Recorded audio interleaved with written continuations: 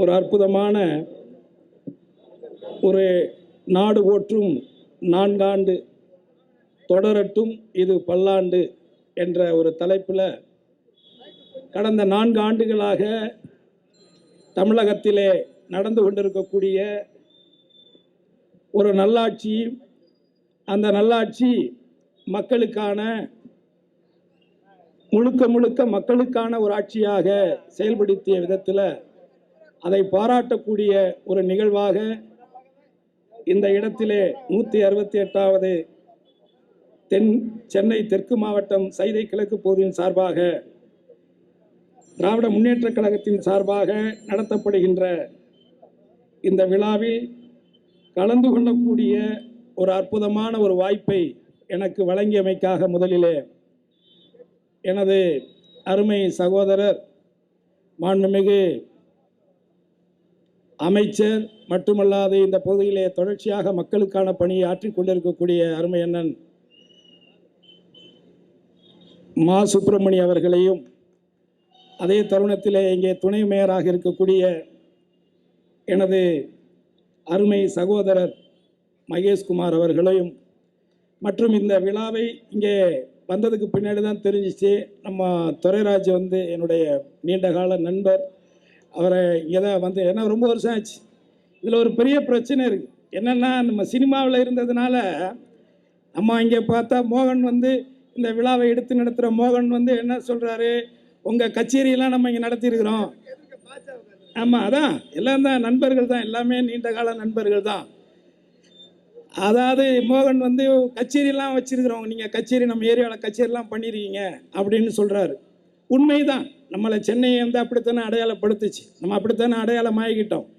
அந்த விதத்தில் இங்கே எண்ணற்ற பேர் எங்கூட பழகிருப்பாங்க. ஒன்றா தண்ணி அடிச்சிருப்போம், இல்லை தம் அடிச்சிருப்போம், டீ குடிச்சிருப்போம், ஒன்றா சுற்றிருப்போம், இருக்கிற 5 ரூபா 10 ரூபாய் ரோட்டு கடையில் கையேந்தி பொருளை வாங்கி சாப்பிட்ருப்போம். அதெல்லாம் எல்லாமே இருக்குது. ஆனால் நம்ம எதை இப்போ நடிகர் ஆகிட்டோம், ஆளாகிட்டோம் அப்படிங்கிறதுக்காக நமக்கு வாய்க்கு வந்ததெல்லாம் அளந்தெல்லாம் விட முடியாது. அதே நேரத்தில் ஒரு 2 விஷயத்தை நான் சொல்லணும். ஏன்னா இந்த வாய்ப்பு நம்ம ரொம்ப ரேராக தான் இந்த மாதிரி இடங்களுக்கு என்ன அழைக்கிறாங்க.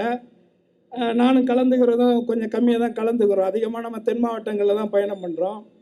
பட் இருந்தாலும் இன்றைக்கு அமைச்சராக இருக்கக்கூடிய, சுகாதாரத்துறையுடைய அமைச்சராக இருக்கக்கூடிய மாண்புமிகு அருமை சகோதரர் மா சுப்பிரமணிய அவர்கள்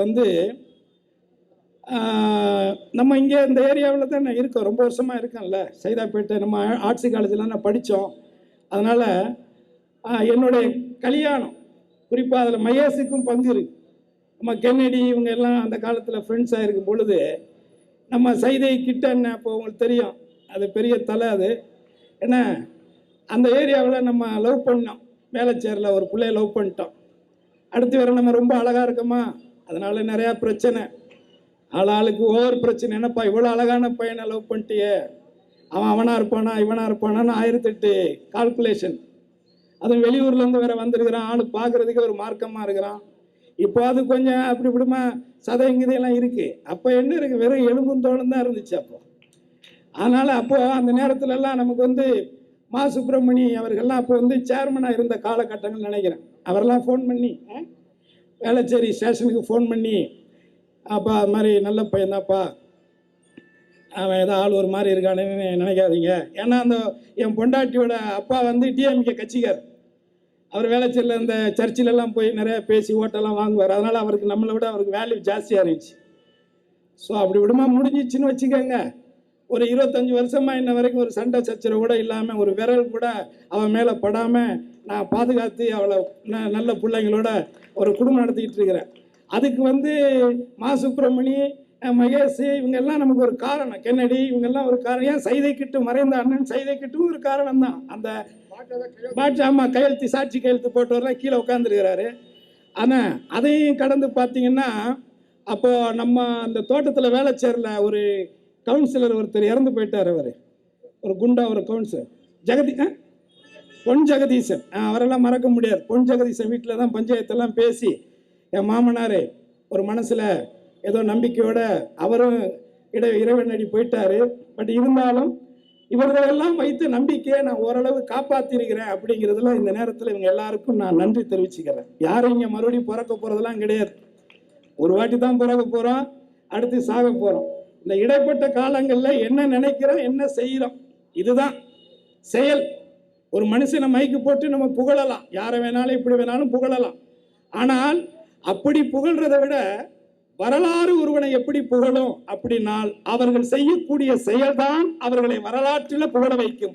அந்த புகழுக்கு சொந்தக்காரருடைய நிகழ்ச்சி தான் இன்னைக்கு மாண்புமிகு தமிழகத்தினுடைய முதல்வர் அவர்கள் இந்த 4 ஆண்டு காலங்களிலே அனைத்து சமுதாய மக்களுக்குமாக, அனைத்து மொழி சார்ந்த மக்களுக்காகுமாக, அனைத்து மதம் சார்ந்தவர்களுக்குமாக, மக்களுக்கான எல்லோருக்குமான ஒரு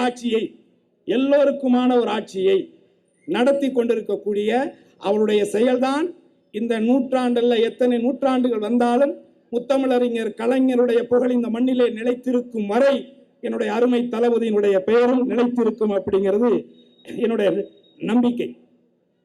அந்த விதத்தில் இன்றைக்கு இங்க பேசினவங்க எல்லாருமே ஆல்மோஸ்ட் நம்மளுடைய செயல் திட்டங்கள் என்னென்ன இந்த 4 ஆண்டுகளில் மாண்புமிகு தமிழக அரசு, மாண்புமிகு தளபதி அவர்கள் என்னென்ன செய்தார்கள் அப்படிங்கிறத உங்களுக்கு பட்டியலிட்டு சொல்லியிருக்காங்க.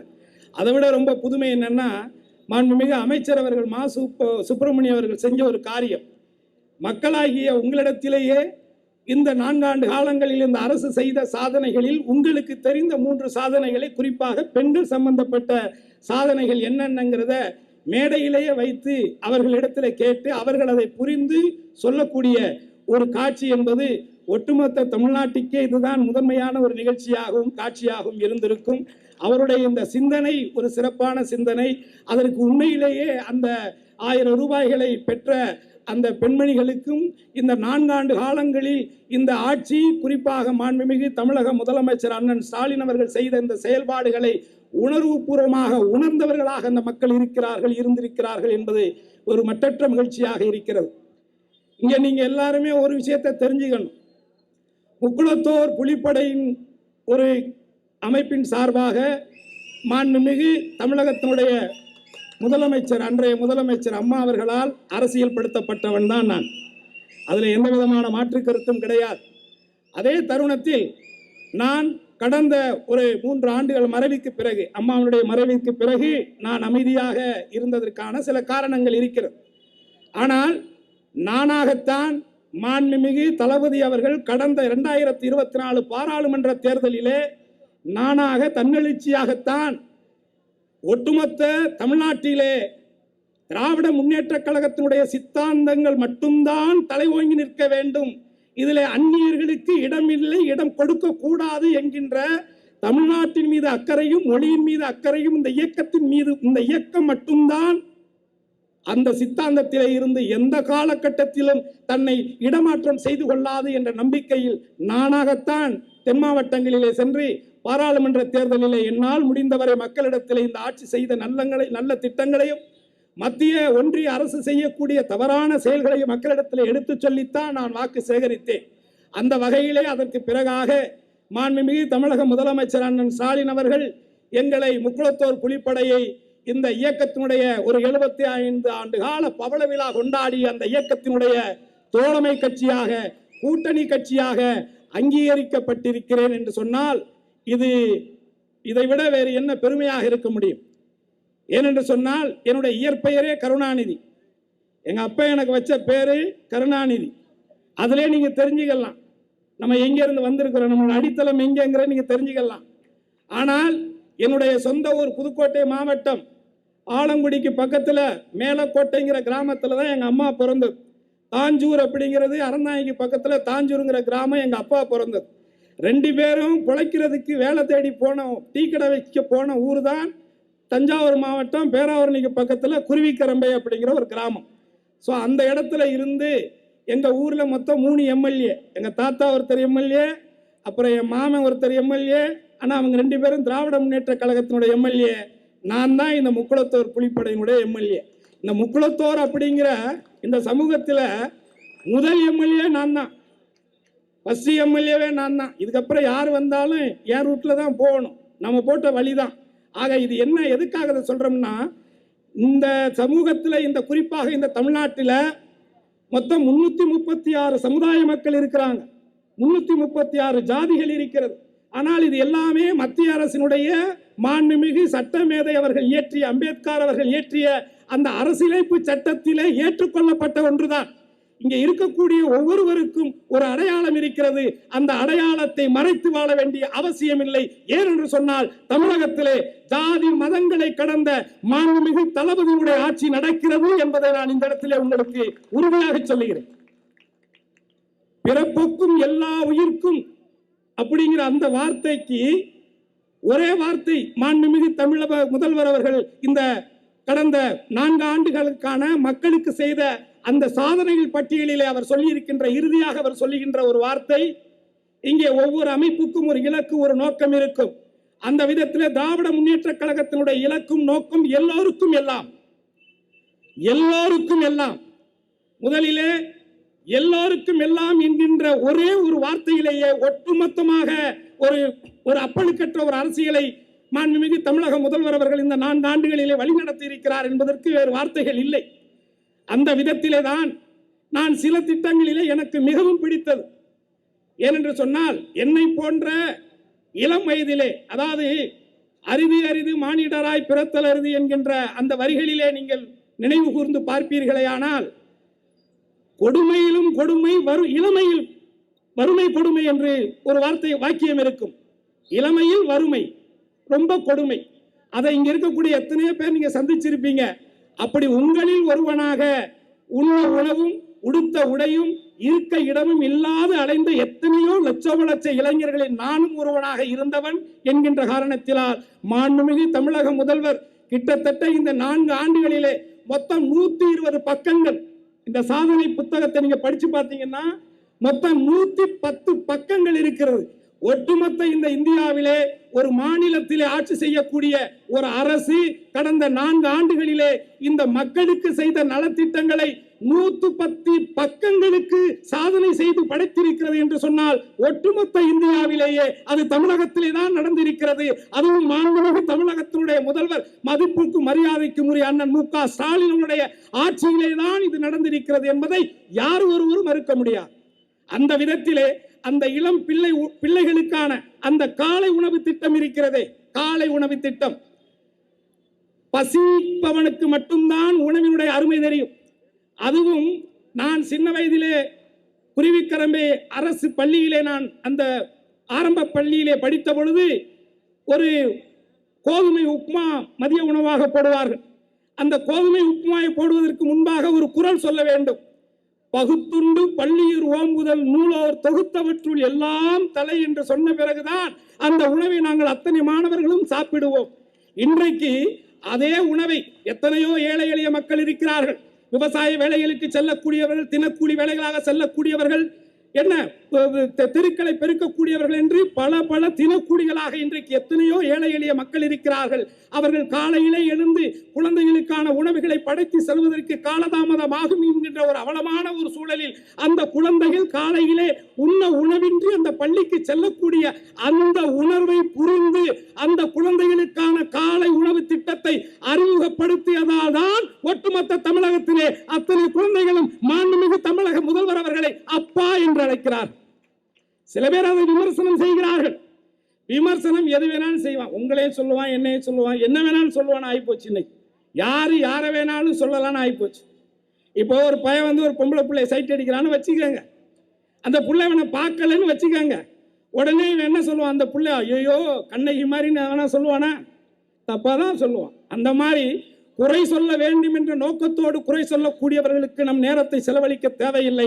ஆனால் எனக்கு தெரிந்த ஒரு சின்ன அரசியலில் கடந்த 30-35 ஆண்டு காலங்களாக ஓரளவு விவரம் தெரிந்து இந்த அரசியலை உள்நோக்கியவன் உங்களில் ஒருவன் என்கின்ற அடிப்படையிலே நான் சொல்லுகின்றேன். இந்த ஆட்சி, இந்த திராவிட மாடல் ஆட்சி, இது மக்களுக்கான ஆட்சி. இது என்றைக்கும் நிலைத்திருக்க வேண்டும். இதுதான் இந்த மாநிலத்தினுடைய உரிமைகளை போராடி பெறக்கூடிய ஒரே ஆட்சியாக, ஒட்டுமொத்தமாக இன்றைக்கு இந்தியாவில் இருக்கக்கூடிய அத்தனை முதலமைச்சர்களுக்கும் எடுத்துக்காட்டான ஒரு முதலமைச்சராக, ஒரு முன்னோடி முதலமைச்சராக, ஒரே ஒரு காரியத்திலே உச்ச நீதிமன்றத்திலே வில்சன் வழக்கறிஞர் அவர்களால் பெறப்பட்ட ஒரு கவர்னருக்கான அதிகாரங்கள் என்ன என்பதை ஒட்டுமொத்த இந்தியாவுக்கு வெளிச்சம் போட்டு காட்டிய மாண்புமிகு முதலமைச்சர் அண்ணன் தளபதி அவர்கள் மட்டும்தான் என்பதை நீங்கள் ஆக்கப்பூர்வமாக உணர்ந்து கொள்ள வேண்டும். வேறு யார் இதுவரைக்கும் இன்னைக்கு ஒட்டுமொத்த இந்தியாவே மாண்புமிகு தமிழக முதல்வரை உற்று நோக்குவதனுடைய நோக்கம் என்ன, காரணம் என்ன? செயல். இதைத்தான் நான் ஆரம்பத்திலே சொன்னேன். ஒரு மனிதன் செய்யக்கூடிய செயல்தான் அது வரலாறாக மாறும் என்பதுதான். வரலாறை நீ மறந்தால் வரலாறு உன்னை மறந்துவிடும் என்பதையும் மனதிலே வைத்துக் கொள்ளுங்கள். இது வெறுமனே ஒரு ஆட்சிக்கானது மட்டுமல்ல, இது மக்களுக்கான ஆட்சி. இன்றைக்கு நடந்து கொண்டிருக்கக்கூடிய இந்த சித்தாந்தங்களுக்கான ஒரு மிகப்பெரிய ஒரு வார், ஒரு போர். நல்லா யோசிச்சு பாருங்க. ஒட்டுமொத்த இந்தியாவிலேயே கடந்த 3 நாட்களாக நமது அண்டைய நாடான ஒரு பாகிஸ்தானுக்கு நமக்கும் ராணுவத்துக்களுக்கு இடையிலே எல்லை பிரச்சனைக்கான போர் நடந்து கொண்டிருக்கிறது. இதைத்தான் என் தெய்வ திருமகன் இன்றைக்கல்ல 54 காலகட்டங்களிலே 53 காலகட்டங்களிலே பாராளுமன்றத்திலே சொன்னார். பாகிஸ்தானை பிரித்து கேட்டவனும் முட்டாள், பாகிஸ்தானை திருப்பி கொடுத்தவனும் விடுதலை கொடுத்தவனும் முட்டாள் என்று சொன்னார். ஏனென்று சொன்னால் அவர்தான் தீர்க்க தரிசியாக சொன்னார். என்றைக்காக இருந்தாலும் இந்த இந்தியாவினுடைய ஒருமைப்பாட்டுக்கு தீங்கு விளைவிக்கக்கூடிய உள்நோக்கத்திலே வெள்ளைக்காரர்கள் உருவாக்கிய ஒரு அடையாள நாடுதான் பாகிஸ்தான். ஆகவே அது என்றைக்கும் இந்த சுதந்திர இந்தியாவிற்கு ஒரு உறுத்தலாகவும் ஒரு இடையூறாகவும் இருந்து கொண்டே இருக்க வேண்டும் என்ற உள்நோக்கத்திலே தான் வெள்ளைக்காரன் அன்றைக்கு இதை பிரித்து கொடுத்து சென்றான் என்பதை பாராளுமன்றத்திலே விளக்கமாக சொன்னவர் என்னுடைய அருமை தலைவர். கடவுள் இப்படி எப்படி வேணாலும் வச்சுக்கலாம். தெய்வ திருமகனார் அவர்கள். எல்லாரும் சொல்லுவீங்க முக்குளத்தோர் புலிப்படை என்பது ஒரு சமுதாய அமைப்பு தான், மாற்று கருத்து இல்லை. ஆனால் அந்த முக்குளத்திலே 3 இருக்கிறது. இஸ்லாமிய குலம், இந்து குலம், கிறிஸ்துவ குலம் என்ற 3 பெரும் குலமும் அதுக்குள்ளே இருக்கிறது என்பதை யாரும் மறுக்க முடியாது. இந்த சமூகத்திலே பிறந்தவர்கள் எத்தனை பேர் இஸ்லாமுடைய மார்க்கத்தை ஏற்றிருக்கிறார்கள். இஸ்லாமியர்களாக இன்றைக்கு வாழ்ந்து கொண்டிருக்கக்கூடிய மரக்காயர்களும் ராவுத்தர்களும் என்னுடைய முக்குளத்தோர் வம்சாவளிகள் தான், இல்லை என்று யாரும் சொல்ல முடியாது. அதே போல் கிறிஸ்துவர்களும் அப்படித்தான். எத்தனையோ பேர் வன்னிய கிறிஸ்தவர்களாக, தேவர் கிறிஸ்தவர்களாக, அகமுடைய கிறிஸ்தவர்களாக, மரவர் கிறிஸ்தவர்களாக இப்படி மதமாறி இருக்கிறார்கள்.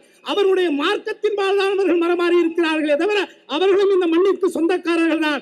ஆகவே இந்து குலமாக, இஸ்லாமிய குலமாக, கிறிஸ்துவ குலமாக நீயும் நானும் ஒன்றுதான். இதுதான் முக்குளம் என்பதை நீங்கள் புரிந்து கொள்ள வேண்டும். ஜாதி என்பது வேறு, அது அடையாளம். ஆனால் அது நம்மை எந்த விதத்திலே எப்படி இணைக்கிறது என்பதுதான். உள்ளுக்குள் என்ன இருக்கிறது? உணர்வு என்பது வேறு. உணர்வு என்பது உன்னை உயர்த்தும். வெறி என்பது வேறு. வெறி உன்னை வீழ்த்தும். அது மதமாக இருந்தாலும் சரி, இனமாக இருந்தாலும் சரி. அந்த அடிப்படையிலே நாம் யாருக்கும் தாழ்ந்தவர் அல்ல, நமக்கு யாரும் தாழ்ந்தவர் அல்ல என்ற தாரக மந்திரத்தை சொன்னவர் தான் என் தெய்வ திருமகனார் என்பதை இந்த இடத்துல மீண்டும் ஒரு முறை சொல்லி, நாங்கள் எல்லோருக்குமானவர்கள், நாங்கள் மனிதநேயத்தை நேசிக்கக்கூடியவர்கள். அப்பேற்பட்ட ஒட்டுமொத்த தமிழகத்தையும் மத இன மொழிகளை கடந்து நேசிக்கக்கூடிய ஒப்பற்ற ஒரு தலைவன் இன்றைக்கு வாழ்ந்து கொண்டிருக்கிறார் என்று சொன்னால் அது நீயும் நானும் ஏற்றுக்கொண்டு இன்றைக்கு ஒட்டுமொத்த தமிழகத்தை, ஒட்டுமொத்த இந்தியாவை உற்று நோக்கக்கூடிய, வியப்பாக பார்க்கக்கூடிய நிலையிலே உயர்த்தி கொண்டே செல்கிறாரே மாண்புமிகு அண்ணன் தளபதி அவர்கள் தான் மட்டும்தான் என்பதை இந்த இடத்துல மீண்டும் நான் சொல்லுகிறேன். வெறும் பெருமைக்காக நான் சொல்வதாக யாரும் நினைத்துவிட வேண்டாம். நன்றாக யோசித்து பாருங்கள். இந்த சண்டை நடந்து கொண்டிருக்கிறது. ஒட்டுமொத்தமாக முன்னாள் ராணுவர்கள், மாணவர்கள், பொதுமக்கள் அனைவரையும் இணைத்து ஒரு 5 கிலோமீட்டர் தூரத்துக்கு ஒரு பேரணியை நடத்துகிறார். பேரணி முடிவதற்கு முன்பாகவே போர் நிறுத்தம் அறிவித்து விட்டார்கள். புரிந்து கொள்ளுங்கள், தளபதியுடைய சாதனையில் இதுவும் ஒன்று. ஒட்டுமொத்தமாக இந்தியாவிலே இங்க இருக்கக்கூடியவர்கள் யாராக இருந்தாலும் சரி, எதிர்கட்சியை சார்ந்தவர்களாக இருந்தாலும் சரி, எதிர் சித்தாந்தத்தை சார்ந்தவர்களாக இருந்தாலும் சரி, வாங்கண்ணே உட்காருங்க. என்ன அவரு நம்ம அண்ணன். அதனால ஒட்டுமொத்தமாக யோசிச்சு பாருங்க. இன்னைக்கு இந்தியாவில் எத்தனை மாநிலங்கள், எத்தனை முதலமைச்சர்கள், ஏன் இந்த பிஜேபி அரசாங்கம் ஆளுகின்ற முதல்வர்கள் எத்தனை பேர் இருக்கிறார்கள்? யாராவது ஒருவராவது இப்படி ஒரு முன்னோட்டமாக, இப்படி ஒரு புரட்சிகரமான, இப்படி ஒரு மக்கள் திரளை திரட்டி இந்த ராணுவத்துக்கு உறுதுணையாக இன்றைக்கும் இந்த தமிழக மண்ணிற்கும் தமிழக மக்கள் இருப்பார்கள் என்று உலகத்துக்கு பறைசாற்றிய உத்தமர் தான் நீயும் நானும் நேசிக்கக்கூடிய தளபதி அவர்கள் என்பதை மறந்து விடாதீர்கள். 5 கிலோமீட்டர் தூரம் செல்வதற்கு முன்பாகவே போர் நிறுத்தம் நடந்து விட்டது, நிறுத்திவிட்டார்கள். எந்த ஒரு மாநிலம் எடுத்தது? இந்த சிந்தனை யாருக்கு வந்தது?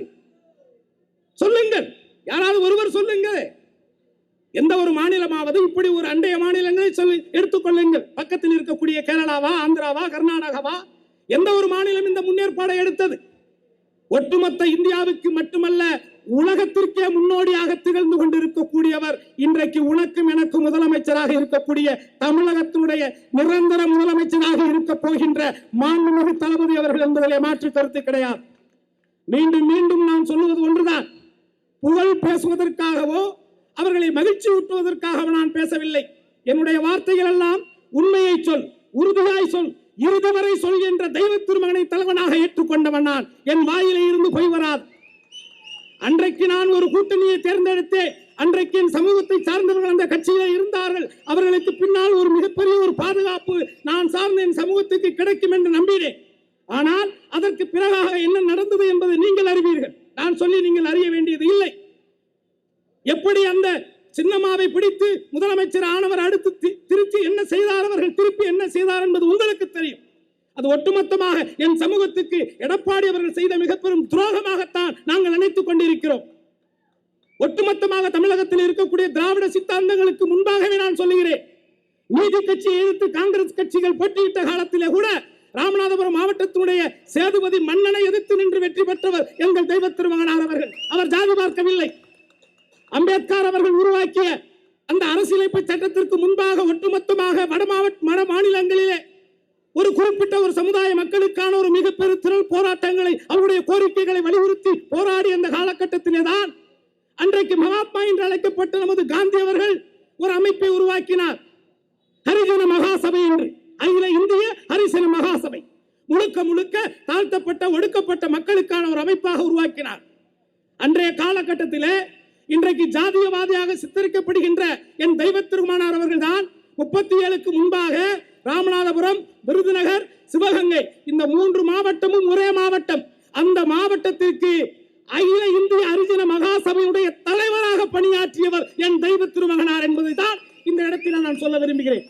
எதற்காக இதை திரும்ப திரும்ப சொல்கிறேன் என்று சொன்னால், ஒரு குறிப்பிட்ட ஒரு ஜாதியின் வட்டத்துக்குள்ளே இந்த முக்குளத்தோர் சமுதாயத்தை அடைத்து விடலாம் என்று நினைக்கக்கூடிய எண்ணற்றோருக்கு பதில் சொல்லக்கூடிய காலம் 2026 எனது முதல்வர் மாண்புமிகு அண்ணன் தளபதியார் தலைமையிலே இந்த முக்குளத்தோர் மக்களுக்கான ஒரு மிகப்பெரிய பாதுகாப்பாக, இந்த முக்குளத்தோருக்கு ஒரு அரணாக, ஒரு நிச்சயமாக ஒரு உறுதுணையாக இருப்பார் என்ற நம்பிக்கையிலே அவர் மட்டுமல்ல, அவருடைய மகன் எனது அருமை சகோதரர் உதயநிதி ஸ்டாலின் அவர்களும் இந்த சமூகத்திற்காக துணை வைப்பார்கள் என்ற நம்பிக்கையோடு நான் சொல்கிறேன். வெறும் வாய்ப்புகள் அல்ல, சட்டமன்ற உறுப்பினர் என்ற பதவியை நான் பார்த்துவிட்டேன். அந்த பதவிக்காக அல்ல, நான் சார்ந்த என் சமூகம், உங்களை போன்ற எண்ணற்ற ஏழை எளிய மக்களுக்கு என்னால் என்றதை செய்ய வேண்டும் என்ற எண்ணம் மட்டும்தான் இவனை மேலோங்கி இருக்கிறது. முடிந்ததை செய்வோம், பிரதிபலி எதிர்பார்ப்பு இல்லாமல் செய்வோம். அதுதான் உண்மையான சேவை. அந்த சேவையை எந்த விதமான எதிர்பார்ப்பும் இல்லாமல் எல்லாம் நமக்கானது என்கின்ற உயர்ந்த தத்துவத்திலே, உயர்ந்த சித்தாந்தத்திலே இன்றைக்கு ஒட்டுமொத்தமாக தமிழகத்திலே எண்ணற்ற நலத்திட்டங்களை மாணவ மாணவிகளுடைய படிப்பு, உயர்கல்வி படிப்பு, பெண்களுக்கான சேவைகள் சொல்லிக்கொண்டே போகலாம். குறிப்பாக இந்த சமீபத்தில் இந்த 2-3 ஆண்டுகளிலே மட்டும் கிட்டத்தட்ட 10,000க்கும் மேற்பட்ட விளையாட்டு வீரர்களுக்கு அரசு வேலை கொடுத்த ஒரு மகத்துவமான திட்டத்தை செயல்படுத்தியது இந்த அரசுதான். இப்படி மக்களுக்காகவே யோசித்து ஒவ்வொரு நாளும் ஒரு செயல் திட்டத்தை உருவாக்கி அது மக்களுக்கான திட்டமாக கொண்டு சேர்க்கக்கூடிய ஒரு வேலையை ஒட்டுமொத்த இந்தியாவிலே மாண்புமிகு அண்ணன் தளபதியார் அவர்கள் சரியாக செய்து கொண்டிருக்கிறார் என்பதிலே யார் ஒருவருக்கும் மாற்று கருத்து இருக்க முடியாது. அந்த அடிப்படையிலே இந்த சேவைகளும் இந்த திட்டங்களும் இருக்கக்கூடிய அத்தனை பேர்களுக்கும் அது உறுதுணையாக, உறுத்தாக வரக்கூடிய சந்ததிகள் இந்த மண்ணிலே மானத்தோடும் வீரத்தோடும் வாழ்வதற்காக ஒரு ஆட்சி வேண்டும். அந்த ஆட்சி என்பது பேரறிஞர் அண்ணா அவர்கள் 67 முழங்கினாரே, இருமொழி கொள்கை, மத்தியிலே கூட்டாட்சி, மாநிலத்திலே சுயாட்சி என்று சொன்னாரே, அந்த மாநிலத்தினுடைய சுயாட்சியை இறுதி வரை தமிழ்நாட்டினுடைய சுயாட்சியை காப்பாற்றக்கூடிய தகுதிமிக்க, வீரமிக்க, மானமிக்க, ரோசமிக்க ஒரு முதல்வர் இருக்கிறார் என்று சொன்னால் அது அருமை அண்ணன் தளபதியார் அவர்கள் மட்டும்தான் என்பதை நான் சொல்லுகிறேன். அரசியல் என்பது என்ன? மக்களுக்கானது. மக்களாகிய நீங்கள் பேசுகின்ற மொழிக்கானது, நீங்கள் வாழ்கின்ற மண்ணுக்கானது, அந்த மண்ணிலே பேசுகின்ற மொழி பேசுகின்ற மக்களுடைய உரிமைகளுக்கானது. அதுதான் அரசியல். ஆனால் இந்த மக்கள் வஞ்சிக்கப்படுகிறார்கள்.